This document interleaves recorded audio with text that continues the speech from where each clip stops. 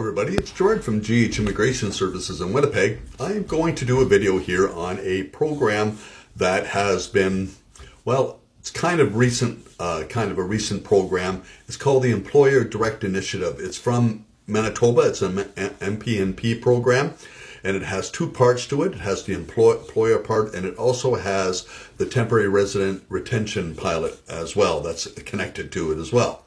So anyways, we're going to go through this program, and I'm going to give you the heads up on what this program is all about. Okay, so let's talk about the Employer Directive Initiative first. Might be two videos because there's a lot of material to cover in this thing. This program is here for employers, and it's very, very similar to an LMIA-based program. A lot of the steps that are in it are a lot like applying for an LMIA. So there are things that are very strict, and there are a lot of documentation, and like there's advertising and everything else that's involved in it, just like it did for an LMIA. However, what the big difference is this is a Manitoba Direct Initiative, as like it says in the wording. It's not through an LMIA based. Now, let's talk a little bit about the criteria. Now, remember, this is for businesses that have no other way of getting the employees that they need specifically to handle the jobs that are available to them.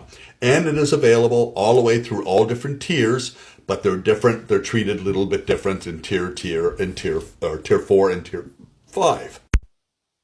The other really interesting thing about this is most of the direct initiative is primarily intended for candidates that are outside of Canada, which is something that's very, very unusual. So it's like a lot like falling under the federal workers program. So this here is for employers that are looking. So the thing about it is, employers that want to hire you is one thing, but they have to they have to prove the necessity in the second part of it before they can even go into this program and even try to get into it.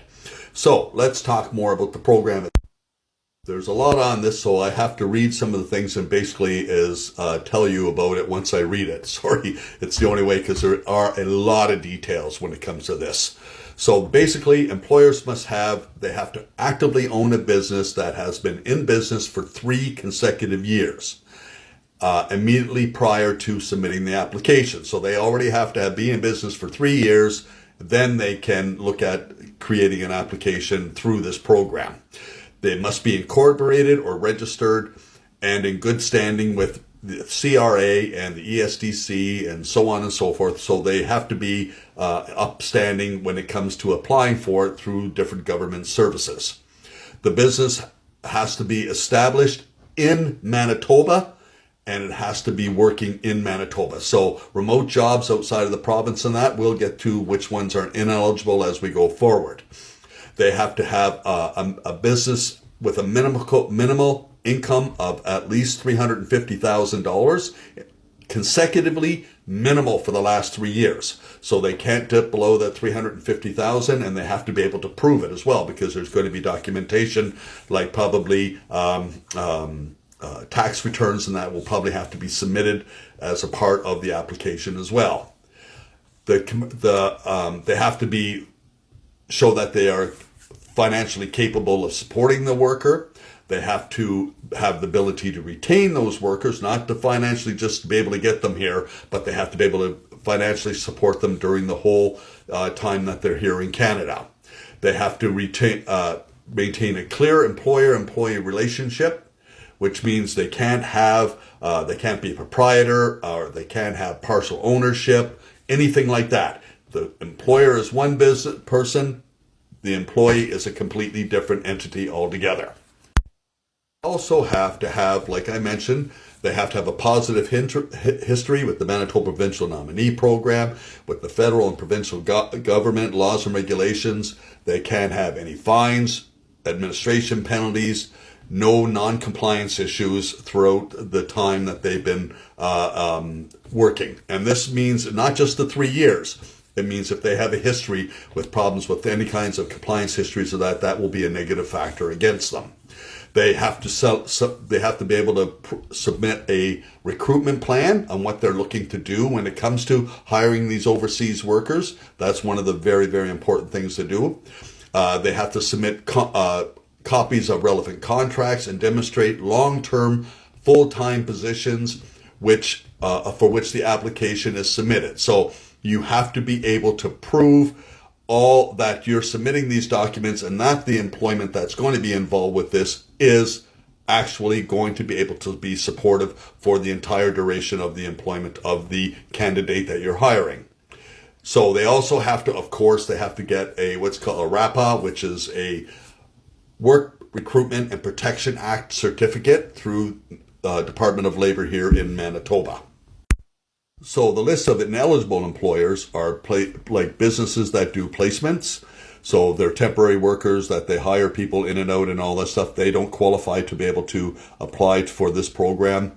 Employers who are self-employed or they are contracted from the employer itself. So like, I'm just going to give an example. This is not saying anybody in particular, so don't start sending me emails, ask me why I asked this. A big example is truck drivers. Like a lot of truck drivers are self-employed, and so they can't hire self-employed truck drivers. The company can't do that. They have to be employees, not contracted.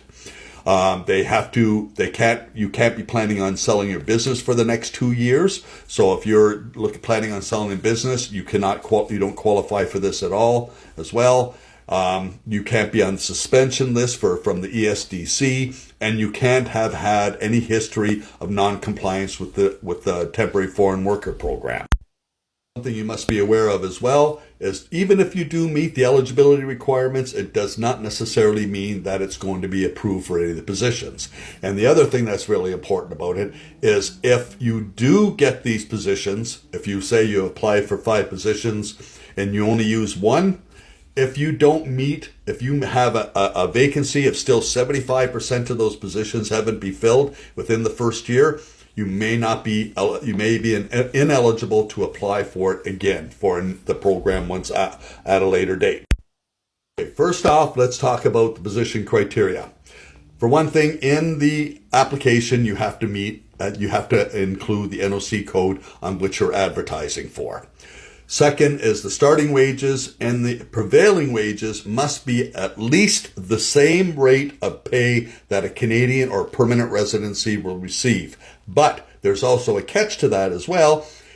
Even though they are reading that, it has to be the median wage in that specific NOC code going forward. So you have to look that up. You have to find out if it's I'm just going to use truck driver as an example. If it's a truck driver, if the median wage for a truck driver is $24 an hour, that's the minimum amount of wage that can be paid to that person that is coming to Canada. It cannot be below that wage, and it can't be below the wage for Manitoba, not just for Canada, but for Manitoba. It's very specific for that region because these are all broken into different regions. Like you have the Manitoba region, you have the Western region, you have the Northern region. There's a bunch of different regions. So that's where you have to look and find out what the wages are for that area. The other things you need to know about that is that the occupation, if it is required licensing here, they have to apply to that licensing division to be able to get their qualifications and skills assessed before they can write the examination, and then they can write the examination. If they pass the examination, then their job can be accepted under that program. It also there are prospective employers that are in Tier 4 and Tier 5 occupations, but I'll go through that again. That's probably going to be in another video, but we'll go through this first. I'm going to cut this video here, and I'm going to go to a part 2, which will cover the next part, which is Tier 4, ineligible occupations, and advertising, and things like that. So look for part 2. That'll be the second video that has to do with this program.